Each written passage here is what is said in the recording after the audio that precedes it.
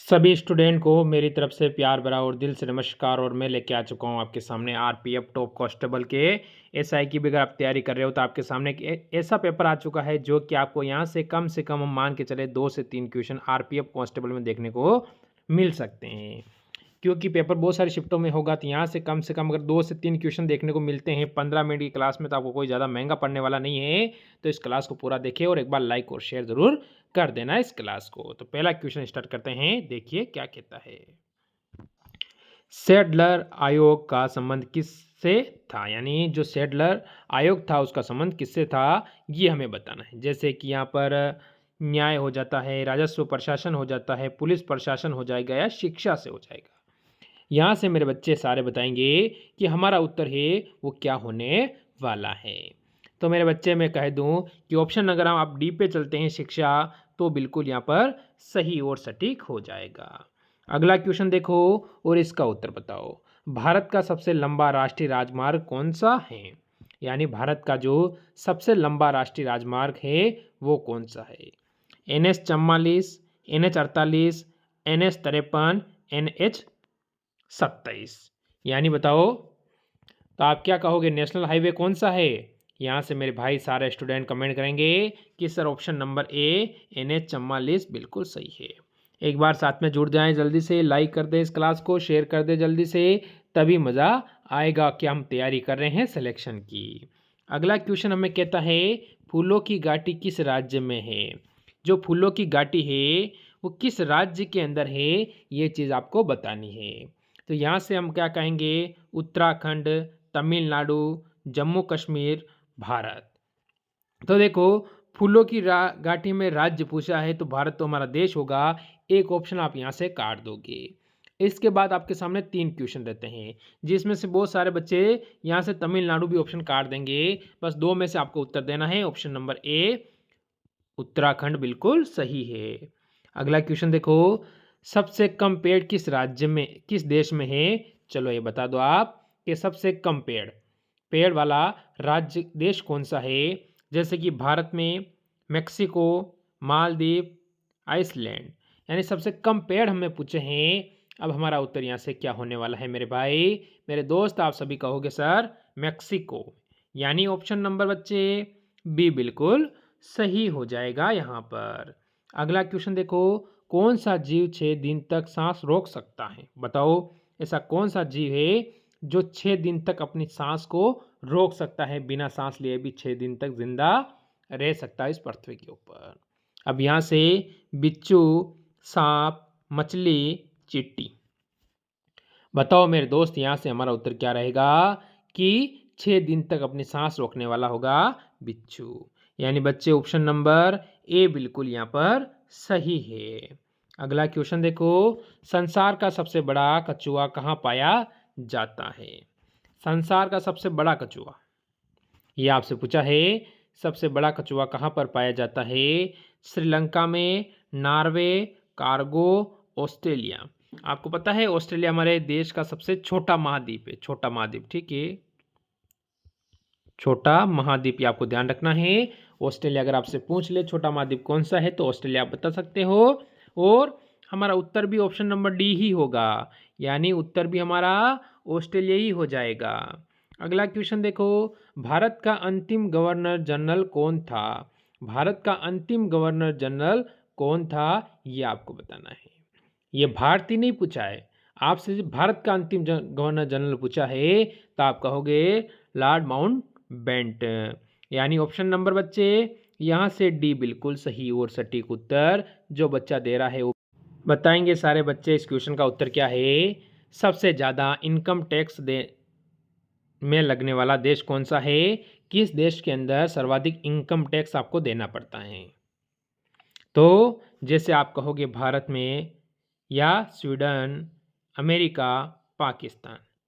तो मेरे दोस्त आपको सकता है कि भारत में बहुत सारे टैक्स लगते हैं, पर आपसे पूछा है कि यहाँ से सर्वाधिक ज़्यादा, यानी सर्वाधिक का मतलब ज़्यादा आपसे पूछा गया है तो हम कहेंगे स्वीडन, यानी बच्चे ऑप्शन नंबर बी जो देगा यहाँ पर वो बिल्कुल सही हो जाएगा।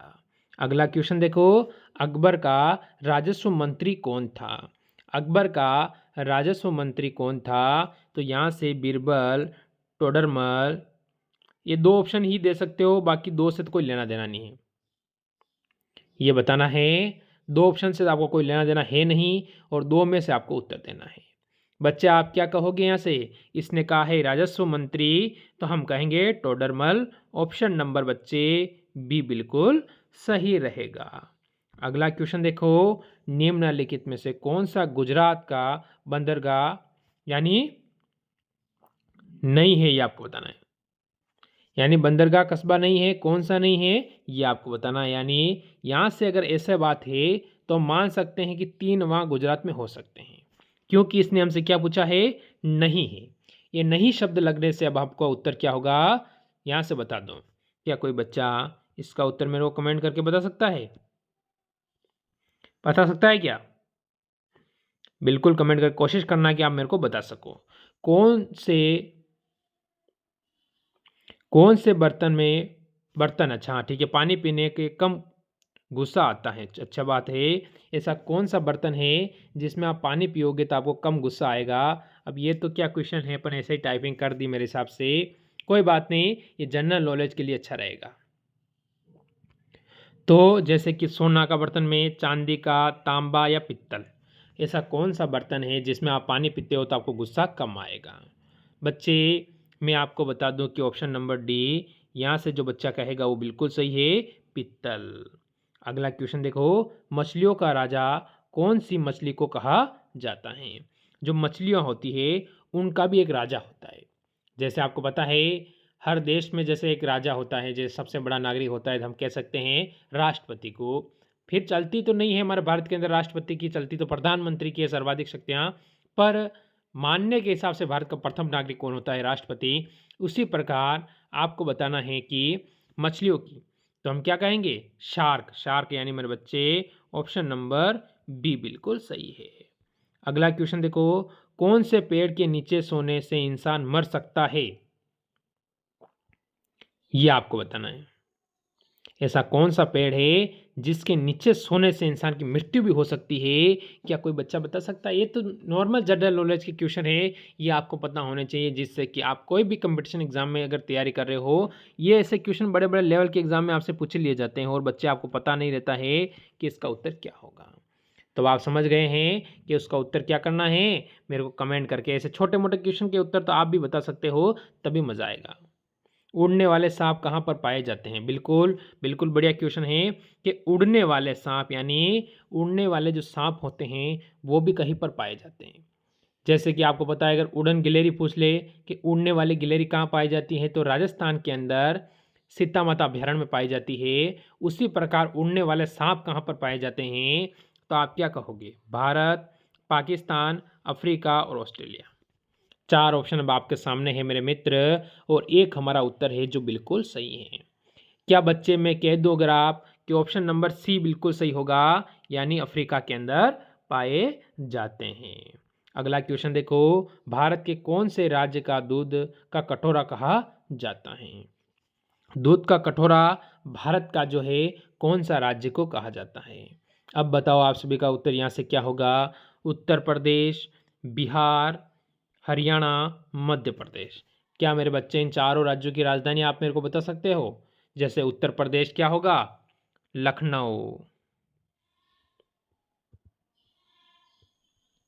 इसके बाद बिहार की पटना। थोड़ा सा पेन से चला नहीं ना, दिखाई नहीं दिया होगा। पटना। हरियाणा की चंडीगढ़, कि चंडीगढ़ जावा लगी हैं। और मध्य प्रदेश की हो जाएगी भोपाल। तो आपको राज्यों की राजधानी याद होना बहुत जरूरी है, पर उत्तर हमारा option number A Uttar Pradesh हो जाएगा। अगला क्वेश्चन देखो, अगला क्वेश्चन कहता है भारत में सबसे ज्यादा बंजर भूमि कौन से राज्य में है? अब आपसे पूछा है बंजर भूमि, तो यहाँ से भारत का सबसे ज़्यादा बंजर भूमि किस राज्य में है? तो यहाँ से बच्चे आपको देखते ही पता चल चुका होगा कि सर हमारा उत्तर तो क्या है और क्या हमारा उत्तर हो सकता है। क्योंकि अगर मैं कहूँ कि यहाँ से उत्तर प्रदेश, बिहार, राजस्थान और मध्य प्रदेश है, तो इन 3 राज्यों की राजधानी मैं आपको बता चुका हूँ, और राजस्थान की राजधानी आप देख लो जयपुर। क्योंकि राजधानियाँ भी आपको सारी पता होनी चाहिए सब राज्य की, तो ये तो मैं आपको ऐसे याद करवा दूंगा, टेंशन लेने की जरूरत नहीं है। आप कहोगे sir option number C Rajasthan बिल्कुल सही है। अगला क्वेश्चन है, अर्जुन पुरस्कार कब से प्रारंभ हुआ है? पहली बात तो अर्जुन पुरस्कार दिया जाता है कौन से क्षेत्र में, आपको पता होना चाहिए। तो आप कहोगे खेल के क्षेत्र में। खेल के क्षेत्र में दिए जाने वाले पुरस्कार का नाम है अर्जुन पुरस्कार। द्रोणाचार्य पुरस्कार दिया जाता है किनको? कोच को दिया जाता है। जो खेल के क्षेत्र में जो कोच होते हैं उनको द्रोणाचार्य पुरस्कार दिया जाता है, और जो खिलाड़ी होते हैं उनको अर्जुन पुरस्कार दिया जाता है, क्योंकि गुरु और शिष्य में अंतर तो होना चाहिए मेरे दोस्त। अब आपको तो सिर्फ ये बताना है कि यहाँ से क्या बताना है, ये बताना है कि इसका उत्तर क्या होगा। तो आप कहोगे 1961, यानी बच्चे ऑप्शन नंबर सी 1961 में अर्जुन पुरस्कार की शुरुआत हुई थी। अगला क्वेश्चन देख, तो भक्ति आंदोलन की शुरुआत किसने की थी? भक्ति आंदोलन की शुरुआत किसने की थी, ये आपको बताना है। यहाँ से रामानुजन, नानक, कबीर, या आप कहोगे रामानंद। तो यहाँ से मेरे दोस्त आप सभी क्या कहोगे? यहाँ से भक्ति आंदोलन की अगर बात चल रही है तो आप सभी कहोगे रामानुजन, यानी बच्चे ऑप्शन नंबर ए आपका बिल्कुल सही रहेगा। ये आपको याद रखना है। नानक कौन है? सिखों के प्रथम गुरु नानक, ये आपको याद रखना है। सूर्य और पृथ्वी के बीच न्यूनतम दूरी कब होती है? सूर्य और पृथ्वी के बीच न्यूनतम दूरी यानी सबसे कम दूरी कब होती है, ये आपसे पूछा है। क्या मेरे दोस्त सूर्य और पृथ्वी के बीच में 3 जनवरी को होती है, या 28 दिसंबर को, 9 सितंबर को और 11 अप्रैल को? ये बच्चे आपको बताना है कि सूर्य और पृथ्वी के बीच में न्यूनतम का मतलब होता है कम, और दूरी कब होती है वो तारीख आपसे पूछी गई है। तो आप कहोगे सर ऑप्शन नंबर ए हमारा सही है, 3 जनवरी को। अगला क्वेश्चन देखें, भारत में न्यूनतम मजदूरी अधिनियम कब लागू किया गया था? न्यूनतम मजदूरी यानी जो आपको मजदूरी देती है वो फिक्स होनी चाहिए, न्यूनतम कितनी आपको है उसके बारे में अगर हमसे पूछा गया है कि भारत में न्यूनतम मजदूरी अधिनियम कब लागू किया गया था। मेरे बच्चे आप सभी कह सकते हो 1954, 1952, 1950 और 1948। अगर मैं बच्चे आपको कहूं कि आप ऑप्शन नंबर डी दे दो उत्तर, तो क्या आप सही दोगे? बिल्कुल दोगे, 1948 मेरे बच्चे एकदम सही है। अगला क्वेश्चन देखो, भारत में सर्वप्रथम तेल कुआं कहाँ खोदा गया था? यानी भारत में जो सर्वप्रथम तेल का कुआं है वो कहाँ पर खोदे गए थे, कहाँ पर हुई थी? जैसे कि सूरत, माकूम, लकवा या डिगबोई। बताएंगे यहाँ से हमारा उत्तर क्या रहेगा। तो हम सभी यहाँ से कह सकते हैं ऑप्शन नंबर डी बिल्कुल सही है, डिगबोई। अगला क्वेश्चन देखो, अबेल पुरस्कार किस क्षेत्र में दिया जाता है? अबेल जो पुरस्कार है वो कौन से क्षेत्र में दिया जाता है? तो हम क्या कहेंगे, गणित, भौतिकी और वास्तुकला और खगोल भौतिकी, यानी तो अबेल यानी दोस्त ऑप्शन नंबर ए बिल्कुल सही है। अबेल पुरस्कार दिया जाता है गणित के क्षेत्र में।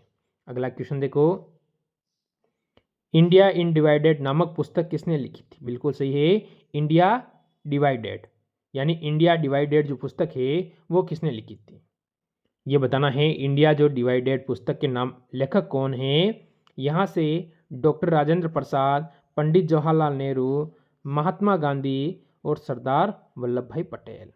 चारों ही नाम क्या है, टॉप नाम है और इम्पोर्टेंट नाम है। अब हमसे पूछा है तो हमारा उत्तर यहाँ से ऑप्शन नंबर ए हो जाएगा। आगे बढ़ो अगले क्वेश्चन पर। विश्वव्यापी महामंदी द ग्रेट डिप्रेशन कब हुई थी, ये बताना है। तो कब हुई थी? तो 1940 या 1929, 1936, 1942 बताना है मेरे दोस्त। यहाँ से हमारा उत्तर क्या रहेगा, और बिल्कुल सही वो सटीक जो ऑप्शन ए देगा, यानी 1940। आज का लास्ट और 25वां क्वेश्चन आपके सामने, बताओ इसका उत्तर क्या है। भारत में प्रथम पंचवर्षीय योजना कब शुरू की गई थी? जो प्रथम पंचवर्षीय योजना, यानी ये पंचवर्षीय कितनी, टोटल पंचवर्षीय योजना कितनी थी? तो 12 पंचवर्षीय योजना हुई है। आपको बताना है हर पंचवर्षीय योजना का कार्यकाल होता है 5 वर्ष का। ये आपको मैं बता रहा हूं, सही लिखूंगा आपको सही दिखाई देगा। 5 वर्ष कार्यकाल होता है, 5 वर्ष का। आप कहोगे 1 मई 1951, ऑप्शन नंबर बच्चे सी बिल्कुल सही है। तो ये थे आज के टॉप क्वेश्चन। कैसी लगी क्लास? अच्छी लगी तो लाइक शेयर करना। मिलेंगे कल इसी समय एक और क्लास के साथ। आज की इस क्लास से लेते हैं अलविदा। सभी को जय हिंद जय भारत।